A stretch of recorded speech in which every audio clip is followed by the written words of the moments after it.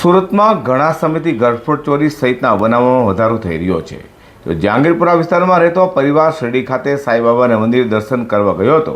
ત્યારે રાત્રિના સમયે 14 માર્ચ સુધી પાઇપ પડે ચડી ચોરી કરનાર રીઢા ચોરને જહાંગીરપુરા પોલીસે ઝડપી પાડી સ્થળે લઈ જઈ ઘટનાનું રિકન્સ્ટ્રક્શન કરાવ્યું હતું.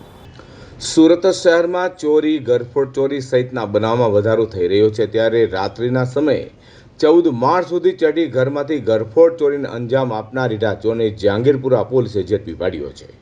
વાત એમ છે કે સુરતના જહાંગીરપુરા ખાતે આવેલા ગ્રીન ટુલિપ રેસિડેન્સીના 14મા માળે રહેતા ફરિયાદી પરિવાર સાથે મહારાષ્ટ્ર શિરડી ખાતે સાંઈબાબાના મંદિરે દર્શન ગયા હતા. ત્યારે તેમના ઘરે 14મા માળેથી અજાણ્યો ચોર ઈસમ ચોરી કરી ભાગી છૂટ્યો હતો.